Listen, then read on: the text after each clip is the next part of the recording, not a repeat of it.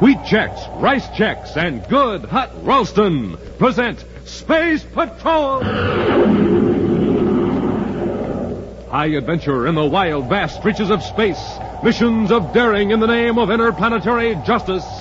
Travel into the future with Buzz Corey, Commander-in-Chief of the Space Patrol. In today's transcribed adventure, Buzz and Happy are in their spacesuits, examining the wreckage of a long-lost spaceship that crashed under strange circumstances.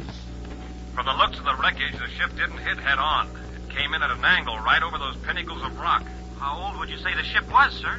Judging by the fragments and what's left of the instruments, I'd say it was at least 100 years old. 100 years old? Smoking rockets, what a story this old ship could tell. Hey, Commander, somebody or something shooting at us. It's a spaceship coming in low. This time they won't miss. Come on, get out of here before they fire again. Yeah, but Commander, why would they fire on us? If we don't get under that ledge of rock, we'll never find out. We'll return in just a moment with today's Space Patrol adventure, The Treasure of Planetoid 60. Say, gang, did you ever try a cereal that tasted so good you felt like bouncing right up to the ceiling like a spring? Well, if you haven't, try Rice Chex and Wheat Chex. So good you just can't seem to get them out of the package fast enough. And when you see that bowl full of bite-sized biscuits looking up at you, why, man, oh, man, you can hardly wait until you pour on the milk and sprinkle on the sugar. And wow, when you dive into Chex... Well, sir, that was you bouncing right up to the ceiling because you like your Chex so much. So try 'em, Space Patrollers. Rice Chex. Delicious, nutritious, bite-sized, shredded rice biscuits. Hollow inside so they can fill up with milk. And Wheat Chex. A bite-sized treat made of energy-rich whole wheat. The super cereals that help to supercharge you. Rice Chex, Wheat Chex. The only cereals in the universe that bring you a magic space picture inside of every package. And now, today's Space Patrol adventure, The Treasure of Planetoid 60. Commander Corey and Cadet Happy have just finished inspecting Space Patrol units on the planet Neptune. Now, in the Neptune City headquarters, Buzz is showing Happy a fragment of bluish rock streaked with bands of violet. It's an odd-looking rock, sir. What is it? It's called transplutite, Happy. It was brought here by a gem expert named Hollister. He wanted it examined by the Space Patrol scientists. Transplutite? I don't think I ever heard of it. Very few people have. Outside of a few specimens in museums, no transplutite has been seen in nearly 100 years. Hollister says that yesterday 2 men came into his shop with several chunks of this rock. He couldn't believe his eyes. The men refused to say where they got it. Well, why did Hollister bring it here? Does he think it was stolen from a museum? Yes. We're checking by Space Patrol now with museums all over the solar system. Oh, then this transplutite must be pretty valuable. Extremely. Not because of the rock itself. It's the arcturium in it that makes it valuable. That's another new one, Commander. And you've never heard of Captain Hartog? No, sir. Well, Captain Hartog was a scientist and space explorer who lived about a century ago. After a long space trip, he showed up on the planet Earth with samples of this blue rock and some strange new gems that he'd ground into microscopic cutting tools. Uh-huh. The amazing thing about these gems was that they emitted radiation when a small current was sent through them. They provided their own light for the most delicate analysis under a microscope. Oh, I see. Instantly, there was a tremendous demand for the gems, and Captain Hartog was the only one who could supply them. When he was asked where he got them, he just laughed and said from Arcturus. Arcturus? Well, that's impossible. Of course. Arcturus is a star 32 light years away, but the gem was called Arcturium just the same. And the rock itself was named transplutite, indicating that it came from beyond Pluto. Well, didn't Captain Hartog ever know where he got it? No. No, he blasted off on a space flight and nothing was ever heard from him again. No trace of his ship was ever found. Naturally, that cut off the supply of Arcturium. No substitute has ever been discovered. Well, is there Arcturium in this piece of rock, Commander? Yes. Well, here's a chance to use your new Space Patrol microscope. Happy? Got it with you? Oh, yes, sir. Right here in my pocket. All right. Focus it on one of those violet streaks in the rock. Oh, this sure is a terrific little microscope, sir. I've been making fingerprint tests with it just for fun. Well, you'll find it comes in handy in hundreds of ways, Happy. For a long time, we've needed a small, compact, powerful microscope. I'll bet I turned down a dozen models till the security lab came up with this one. That's a beauty, sir. It's light and still plenty rugged. I've got the microscope focused, sir. Now, just watch that violet streak. Hey, it looks like tiny sparks of light are shooting through the rock. That's the action of the arcturium, Happy. You could see it better if the rock were polished. If electric current were applied, the arcturium would really glow. Should I hook it up to a current, sir? Now, let's wait till we get over to Hollister's shop. I want to return the sample to him before Corbo and Rupp get there. Corbo and Rupp? Oh, they're the two men who brought in the transplutite. If one of their samples is missing, they're going to get suspicious. That is, if they're up to something crooked. Let's get over there right away. All right, Hollister, where is it? Quit stalling. We left 4 rock samples here, and we've only got 3. Where's the other one? Come on, Hollister. What are you up to? Rupp, what are you doing? Trying to make him talk. Leave him alone. Take your hands off him. Might as well, I guess. Must have hit him a little too hard. He's unconscious. That was a stupid thing to do. But, Corbo, what business has he got holding out on one of our samples? Maybe he wasn't sure what it was and turned it over to another mineral expert. Why didn't he say so? Professional pride, maybe. Anyway, we'd better shut this door to his back office and get out of here. You got the other samples? Yeah, here in this case. Come on, let's go. You, sure you searched every place here in the outer office? Yeah, even the safe. It was unlocked. We'll blast off for Saturn and have the samples tested there. And next time, Rupp, no strong-arm stuff. All right, Corvo, let up, will you? Well, good afternoon, gentlemen. Hi. Where's Mr. Hollister? Oh, he stepped out for a few minutes. Just wait, he'll be right back. We're in sort of a hurry, if you'll excuse us. Oh, just a minute. Are you Frank Rupp and Kent Corbo? Us? Why... What if we are? Well, you fit the description Mr. Hollister gave me. Then this must be one of your samples. Why, this, that's right. It's transplutite, all right, with arcturium in it. Oh, fine. May I have it, please? Oh, wait till Mr. Hollister returns. Where did you get these samples? We don't actually know where they came from. We got them from a space prospector we met on Jupiter. We're acting as his agent, so to speak. You came directly here to Neptune from Jupiter? That's right, Commander. Well, if this prospector friend of yours has discovered a source of arcturium and wants to keep it a secret, that's his affair and yours. Fine, then we'll be going along. Commander, what's that? It came from the back room. Check on it, Happy. Yes, sir. You two stay where you are. Sorry, Commander. We've got other plans. Hey, what are you doing? And this'll take care of you, Cadet. That satchel of rocks makes a nice weapon, Corbo. Come on, Rupp. Let's get out of here, quick.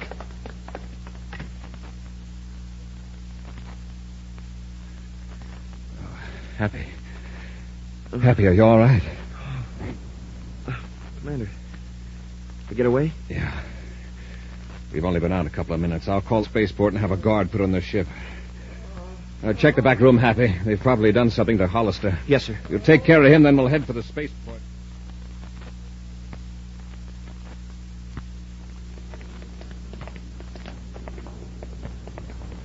Here's Corbo's ship, Happy. It looks like we got here ahead of him. They may have seen the guards and got scared off. We'll get them. First, we'll examine the ship. Up the ladder, Happy. Yes, sir.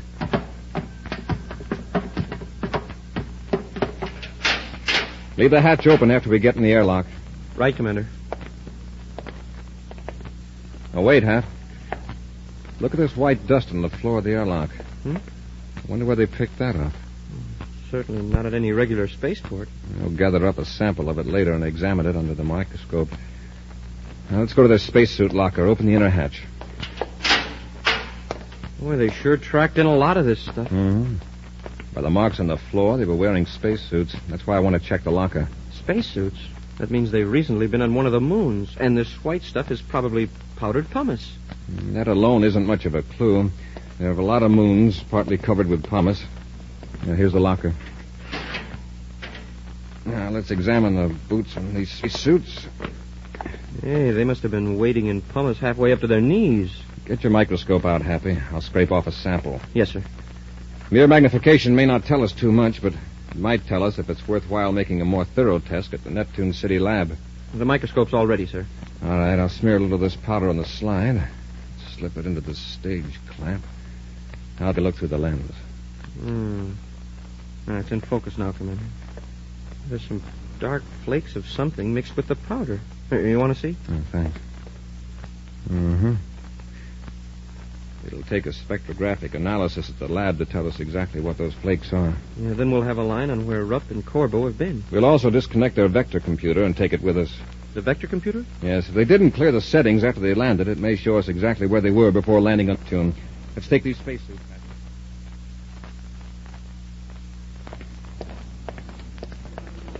Corbo, look at our ship. They got guards around it. Corey must have come to and alerted the spaceport. We better get away from here quick. Yeah, we'll get out of the city. How? In a surface car.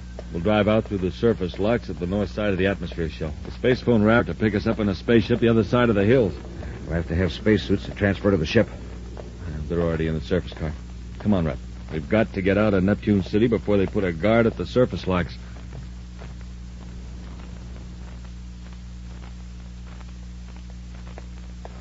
I just checked with the infirmary, sir. Mr. Hollister's okay, and he's on his way back to his shop. Good. Reports have come in from the museums, Happy. No transplutite exhibits are missing. Well, I don't get it, sir. If Rupp and Corbo didn't steal the transplutite, why would they beat up Hollister and attack us? What have they got to be afraid of? I think I've got part of the answer, Happy.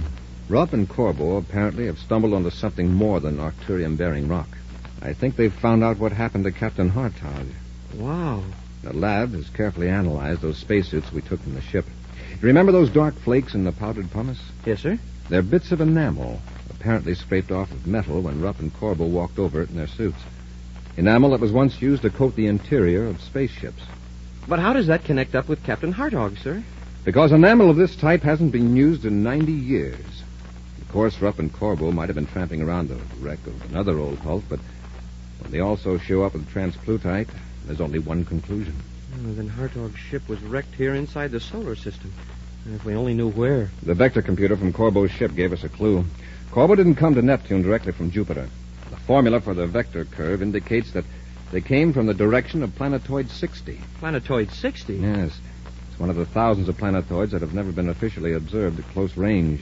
Its orbit is so freakish that old 60 has been out of the regular space lanes for 50 years. That's where Hartog's ship crashed? And that's what we're going to find out.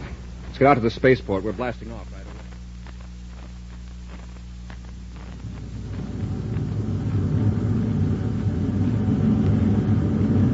Cut our velocity, Happy. Even at this distance, it won't take us long to completely circle the planetoid. Yes, sir. Sure is small. Not more than 10 miles in diameter. Oh, I think I see something in the viewscope, sir. Sort of a dark area on the white surface. Yeah, you're right. Increase the sensitivity. More. Hold it. It's a wrecked ship, Commander. What a crash that must have been. Chunks of the hull are scattered all over. We'll put on our spacesuits and set the ship down. I want to get a close look at that wreckage.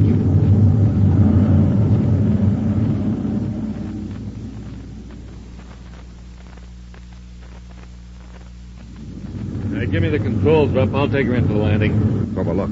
There's a spaceship on the planetoid right near the wreck. That's Corey's ship, Terra 5. How did he know this is where Hartog crashed? I don't know, but this is a good chance to get rid of him. You mean blast his ship and leave him stranded here? No. Look, they're in spacesuits poking around the wreckage. We'll blast them with a space cannon and land. You blast off in Corey's ship. What for? We don't want anyone to find a trace of Corey's ship on that planetoid. When you're out in space, I'll join airlocks with Terra 5 and you come aboard. Then we'll cut Corey's ship loose. I get it. They'll find Corey's ship maybe, but they'll never know what happened to Corey. Right. We'll be able to keep searching Planetoid 60 for the rest of Hartog's treasure. All right. Train your gun sights on Corey. From the looks of the wreckage, the ship didn't hit head on. It came in at an angle right over those pinnacles of rock. Yes, sir. Is it Hartog's ship, sir? I don't know, but by the fragments and what's left of the instruments, I'd say it was at least 100 years old. Hey, look at this. A blue rock. A chunk of transplutite. Yes, and there are more chunks scattered around. There must have been tons of it in the cargo hold. Commander, somebody's shooting at us. It's a spaceship coming in low. Corbo. Quick, get under that overhanging ledge. Yes, sir.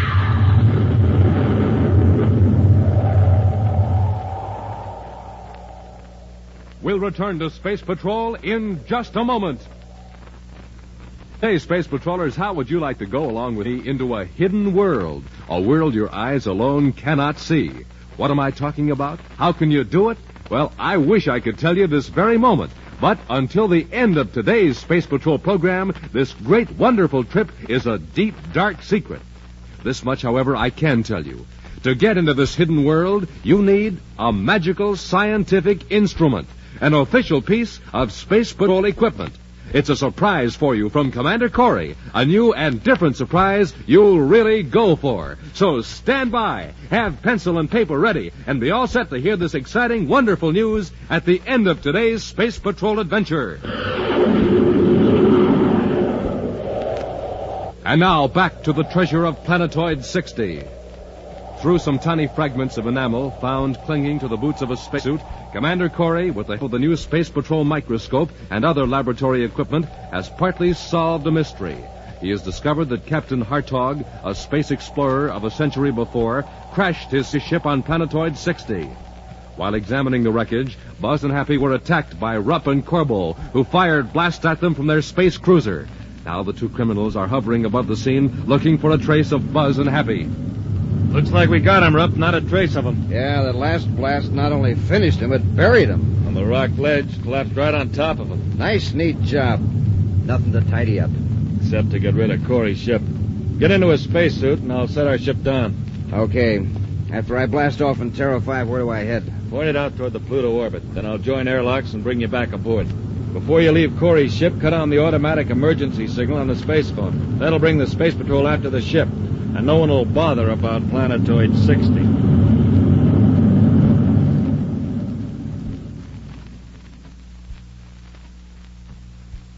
Happy, can you hear me? Yes, sir. But very faintly. Are you all right? I think so, sir, but I can't move. I'm buried under a pile of rock. So am I, but I think I can work loose. There. My head and shoulders are out now. Lucky these helmets and suits are built to take a lot of punishment. I'll be free in a few seconds, Happy. Once you're able to move, these rocks aren't heavy. There isn't much gravity on this little planetoid. There. Now, Happy, Oh, I see the top of your helmet. They sure came close with that space cannon. Now, I was sure that last blast was our finish. Evidently, Rupp and Corbel thought it was, too. Here, I'll roll these rocks away from around your helmet so I can grab you under the shoulders. There. Now, here we go. Thanks, Commander. Better turn up the power on your suit transmitter, Happy. I can barely hear you. All right, sir. Is that any better? A little. It's all the way up. And you're pretty faint yourself. That fall of rock must have damaged our transmitters. Hey, Commander, our ship is gone. Rupp and Corbel are smarter than I thought. What do you mean, sir? It won't take the Space Patrol long to find the ship. There won't be anything to make anyone look for us here in Planetoid 60. And with our transmitters damaged, gee, Commander, we're stranded. Yes, until Rupp and Corbel come back. If they do. Well, they probably will. If they didn't intend to, there wouldn't have been any point in taking our ship instead of blasting it right here. Well, suppose they do come back. They'll finish us off if they see us. We'll take care of that when the time comes. Commander, look, one of the shots that Corbel and Rupp fired us hit the wreckage. Uh-huh. Churned it up worse than it was. Oh, what's this? What's what, sir? This transparent plastic case. There's writing inside and a small lump of metal with a chain on it. It looks like some sort of a bracelet. It's engraved. Captain Jules Hartog. What's the writing about, sir? It's dated January 15th, 2853. 100 years ago. Hartog wrote this, Happy. Listen. This is written just before what may be my last voyage in space. When found we were unable to control our ship, and that a crash was inevitable, we bailed out in our spacesuits. We drifted here 4 hours later. Now, the three of us, Mowbray, Clayton, and myself, are about to blast off on an emergency space raft. Our hope of rescue is slight, but it is better to be out in space, headed for the unknown, than to wait on this planetoid for the inevitable end. We leave behind a treasure. With luck, we shall return to claim it ourselves. You who read this perhaps are here by chance. Forgive us, then, if we selfishly decline to make it easy for you to obtain what we have discovered by years of sacrifice and the risk of our lives. And assign Captain Jules Hartog. 3 men in a tiny space raft. No wonder they were never found. And all this happened 100 years ago, but, well, I feel like it just happened. I can understand why they took the space raft rather than stay here. We're in the same fix, and we haven't got a space raft. At least Captain Hartog left us with something to do to pass the time. What's that, sir? Look for the treasure.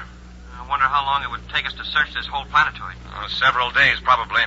You know, Happy, I've been wondering why Captain Hartog left this lump of metal here with his letter. Well, what kind of metal is it, sir? It looks like platinum. Happy, do you have your Space Patrol microscope where you can get at it? Yes, sir. It's in the belt pouch of my spacesuit. Well, let me have it. I want to take a look at these scratches. Yes, sir. Here it is. Thanks. You know, from the shape of this platinum lump, it just might be a model of this planetoid. Oh? Now, if I can get these scratch marks into focus. There.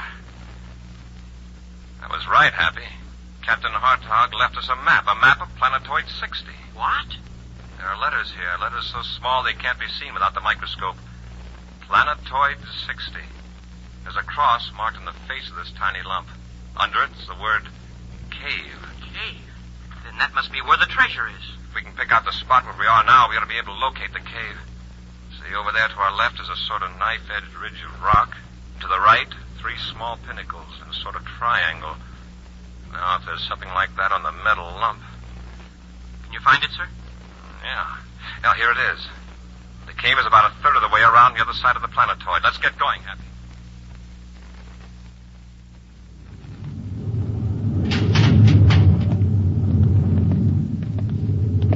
Okay, Corbo. Before I left Corey's ship, I turned on the automatic emergency signal on the spaceophone. You can cut the Terra 5 loose now. All right, Rupp. By the time the Space Patrol picks up the signal and comes to investigate, we'll be thousands of DUs away. You sure it's safe to go back to Planetoid 60 right away? Sure. With Corey's ship out near the Pluto orbit, Planetoid 60 would be the last place they'd look for Corey. Then let's go back and load up all the transplutite we can find.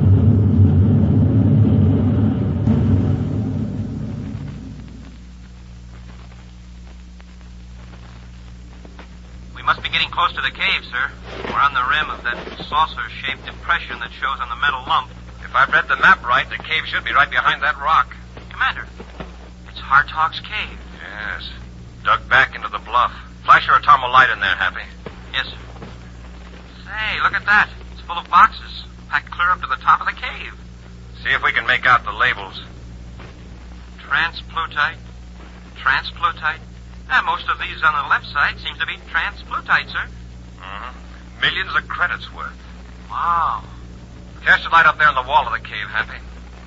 It's an astrogation chart. Yes, the solar system, with one orbit marked in red. It must be a comet orbit, sir. It loops clear outside of Pluto and then comes in fairly close to Sun. Once every 100 years. Happy, that isn't a comet orbit. It's a planetoid. Look what the chart says. Hartog Planetoid. Named it after himself, I guess. That must be the original source of the transplutite, the rock that contains arcturium. And he used Planetoid 60, a sort of way station and storage place. Right. If we can only get this news to the... Hey, Commander, look. The spaceship. Corbo and Rupp are back. Oh, they'll probably land back at the wreck, and here we are 10 miles away. Let's hurry, Happy. Maybe we can get back there before they blast off. Yeah, on this low-gravity planetoid, we can make pretty good time.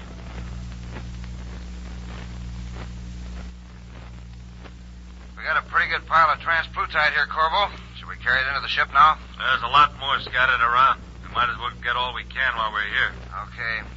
There are a few chunks over there by the rock where we blasted Corey. We'll go get them. Corbo, would those rocks be like that if Corey and the cadet were under them? They've been moved. Corey and the cadet got out. Where are they?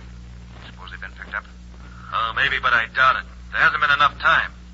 If they were, there'd probably be Space Patrol ships around waiting for us to come back. Let's get in the ship and blast off. Hey, don't get panicky.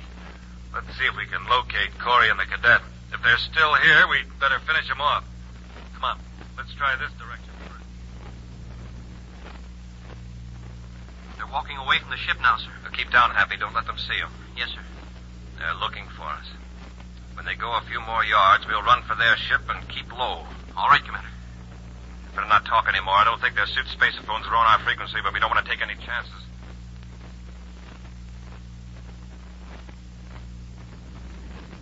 I hear them in the airlock, sir. Yeah, then they finished loading the transplutite in the cargo hold. Now stand back on the other side of the hatch, Happy. Wait till they get clear inside the ship before we rush them. Yes, sir. We'll blast off and make a careful search of the planetoid at low altitude.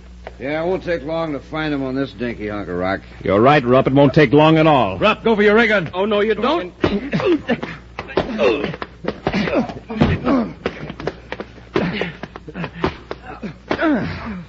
Now, Corbo, does that convince you, or do you want some more? You got us, Corey. All right, Rupp.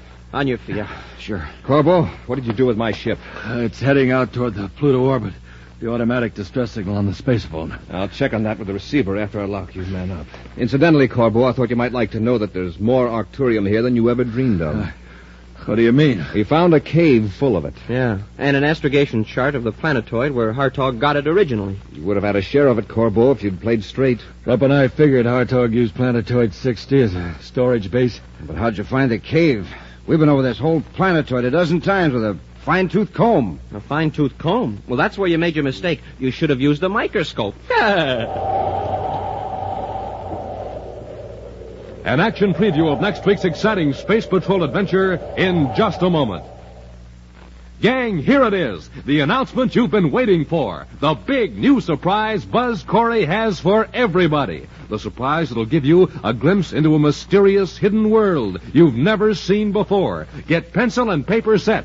Here's Buzz Corey with the entire story. Space Patrollers, this is your lucky day, because now you can own an official Space Patrol microscope kit. Just think of all the important work the Space Patrol microscope did for us today. It showed us that there were enamel flakes mixed in that innocent-looking white powder. And it showed us that Captain Hartog had scratched a secret map on the top of a small lump of metal. Now you'll be able to examine all kinds of tiny particles and objects with your Space Patrol microscope, too. Wait till you get it. You'll agree the Space Patrol microscope is a mighty important instrument to have. Think of the fun. Think of all you can learn. An honest-to-goodness scientific instrument with the power to magnify objects 15 times. Gang, you can see the wing of a butterfly 15 times actual size. The feelers of an insect 15 times actual size. The texture of paper, the petals of flowers, human hair, grains of sand, all 15 times actual size. And imagine seeing the living creatures in a drop of water. You can do it with a Space Patrol microscope. It's made of sturdy green plastic, and it's so compact you can carry it in your pocket. Small but powerful, just 5 inches high, yet it magnifies objects 15 times actual size. But remember, we're offering you an entire kit, the Space Patrol microscope, plus 4 clear acetate slides for mounting specimens. Plus a 5th slide containing a fiery atomic particle. Gang, the lens tube is not cheap cardboard. It's real plastic. It will not wear out or slip out. Don't wait. Send for this exciting new Space Patrol microscope kit today. Just buy a box of rice checks or wheat checks. Then with your name and address, send 25 cents in coin and rice checks or wheat checks box top to Space Patrol, Box 686, St. Louis, Missouri. This offer good only in the USA and may be withdrawn at any time. That's Space Patrol, Box 686, St. Louis, Missouri. And now, a preview of next week's exciting Space Patrol adventure. Buzz and Happy are on a space platform off the Mars orbit, investigating the theft of supplies from the emergency space station. Right now, they're walking down a corridor toward the control compartment. The automatic camera in the control compartment should have a film of all ships that docked at the platform, Happy. Commander, what's that? A meteor warning system. A meteor's on a collision course. Well, can't we cut on the power and move the platform? It's too late. We're hit. Join us again next week for the exciting story, The Winged Spies of Venus, when wheat checks, rice checks, and good hot Ralston again present Space Patrol! Special bulletin for boys and girls in Louisville, Kentucky, Huntington, West Virginia, Boston, Massachusetts, and Heartland, Vermont. Buzz Corey's own space battle cruiser, the Ralston Rocket, will be in your area next week. Don't miss it. The Ralston Rocket. Space Patrol, created by Mike Moser, starring Ed Kemmer as Commander Corey and Lynn Osborne as Ed Happy, was written by Lou Houston, produced and directed by Larry Robertson, executive producer Mike Devery. Other players were Ken Mayer, Norman Jolly, and Bela Kovach. Dick Tufeld speaking. Now, don't forget to tune in next Saturday and every Saturday when wheat checks, rice checks, and good hot Ralston again present Space Patrol! Be sure to see another exciting Space Patrol story on your local ABC television station. Consult your local paper for time and channel. This program is heard overseas through the worldwide facilities of the Armed Forces Radio Service. Space Patrol came to you transcribed from Hollywood. This is ABC Radio Network.